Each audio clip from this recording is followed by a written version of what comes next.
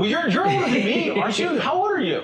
Tell everybody on the camera how old you are. I'm 42. See, he's way older. He's 4 years older than me. That's like when he was a senior, I was a freshman. Yeah. Yeah, and I was a stud wrestler too, so I would have totally smoked you back then. So what did you wrestle when you were in high school? I wrestled 19, 25, 30, 40. I was 189. And then from freshman year on. How about that? 189? Yes, isn't that ridiculous? Holy crap. I've never weighed anything under 175. I mean, I was always like this huge kid. I'm sorry, we're getting off track with wrestling. It's fine. Wrestling is the greatest sport there is. Wrestling is a great sport. You know, it is a character-defining sport. I can tell you, I got my ass kicked at 189. Being 189 as a freshman is the worst thing I can imagine. I got my ass kicked. My little brother, I say little brother, my little brother is 6'1", and Norman, like, you know, a bear of a man compared to my 5'8", but he was 189 from essentially day one. Yeah, I mean, he grew into it. He ended up being like, you know, like an all-state wrestler and all that, but the first 2 years, man, like as a big brother, I was just like, this sucks. Like because you're watching him go up against men, and he's this 14-year-old kid, like he's just heavy because he's a tall kid getting housed. But then by the time he was a junior, he was evil, you know. So it all worked out for him. It's a circle of life, circle of wrestling life. But at least like because I was a little guy, even though I sucked my freshman year, I still pulled out like 5 or 6 matches because I was little and there were other little guys, you know. And how did we get on wrestling from Thanos and Infinity War? We're like jumping all over. So this is super interesting. Almost every highly successful person that I've met, I find out that they've wrestled, even if they were terrible at it. Like it's a common thread. That's interesting. Like tons of very successful people have wrestled, and the reason I think that that's the case is because wrestling removes all of the bullshit. It does. You cannot blame anyone. Do your kids wrestle? Yeah. They do? Your boys do? Your girl? My oldest wrestled through high school. Wow, that's amazing. My oldest was a good wrestler. When did he start? He started in 7th grade. So okay. 8th grade. No, he started in 8th grade. I started in third. I started in 3rd grade, and my big thing is I feel like I was too young. You started in 3rd. Second you or were 3rd Pennsylvania. Grade. But I feel like that was too young. I feel like I was not psychologically equipped to sit in line with someone with my little tournament slip right next to my opponent. I felt like that was really tough. I've seen 2 flavors of wrestler. The guy that starts... But now, I did not wrestle my whole life, so just so you're tracking. I felt like it was too much for me at that time, you know? So there are the kids that love it from day one, that wrestle their whole lives and have no problem with that. And then there's the kids that get so tired of it by the time they get through high school that they don't even want to do college. I grew up next to two of the best 25 teams in the country. At the time, it was Bristol and Cohasset in Rhode Island. I lived in Massachusetts, but every year they were in the top 25.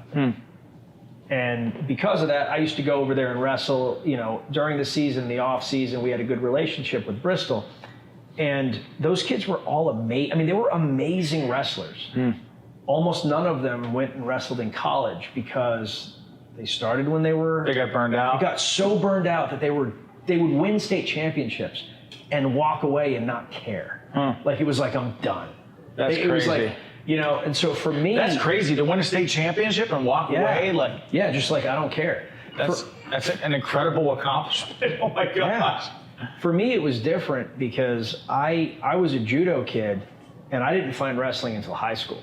And my freshman year of high school was our first year as a varsity team. And I had this guy, Nick Peachy was my coach. He was a 2-time Oregon state champ. Total stud. He was my true introduction to stoicism. I try very hard to be a good stoic. And he basically broke every rule that you can imagine in order to make us a good team, to the point where by the time that I was in 4 years, I went from this is the first year of varsity wrestling to our team was placing like 5th.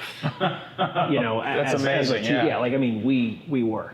Yeah. But yeah, man, like, you know, like wrestling is like, you're responsible for your success and your failure. Oh, you're accountable for every mistake that you make. Every mistake that you make, And then you go back and you think about it. You think about it over and over. Oh my gosh, it's so true. But there's so many things about it that are like great lessons. Like, you don't hate your opponents. Like, in the great matches that I lost and won, I couldn't have done that if I didn't have a worthy adversary. I mean, I got paired up in my youth with this kid named Mike Croyle, and he was in I'll never forget. He went to a neighboring high school, and he just we'd always meet, first. Yeah. We'd always wrestle in the finals, and he would 100% of the time beat me. Every single time. That sucks. And it's like every single time. And then come to find out, in high school, he wrestled, his whole life, but in high school he was winning state championships from freshman on. I don't want to misquote his record, but the kid was just this amazing stud. Yeah. And then he went to college on a D1 scholarship. So I was losing to this guy, but this guy was obviously gifted, and he was just. He was the guy I met in the finals all the time. Those are I don't want to pull a whatchamacallit, a poke high, 4 touchdowns. How much would have been I could throw a football over that mountain in one game? But there was a kid, Bob Cloutier, who I only got beat, once I got past my freshman year, I didn't get beat twice by the same guy. It just didn't happen. It was like a thing. I keyed on it. This dude, Bob Cloutier, he's the only guy. He beat me 4 times. He beat me 4 times. And, there's nothing I wanted more than to beat him. And my junior year, he beat me in the quarterfinals of sectionals in freaking double overtime, 3-2. And then, I won all the rest of my matches, and he lost 1 to the eventual state champ, and then we ended up going for 3rd and 4th. And there were 19 seconds left. I was down 2 points. I got the escape, and somehow, some way, took him down and won 3. What, dude? Won 3-2. I don't have a story like that. I am not joking. I've done a lot of things in my life. I've done a lot of things in my life. I don't know that there's anything that's ever made me happier. That's an amazing accomplishment. Made me happier than the 3 seconds left in the match. That's cool. Double leg takedown on the edge of the mat, 2 points. I don't think I've ever been happier. I never had that. I never had that. And I appreciate him for beating the crap out of me 4 times. He won the series, but I got 1, and I needed. You got 1 victory. I got 1. Yeah, you were the Steelers to his Patriots, essentially. Did the Steelers get 1? We did get 1. Yes, we did. We not when it ever mattered. Not when it ever mattered. But yeah, we did get 1. I'm just joking. God damn it. Your jokes are not funny, Nick. Your jokes are not funny.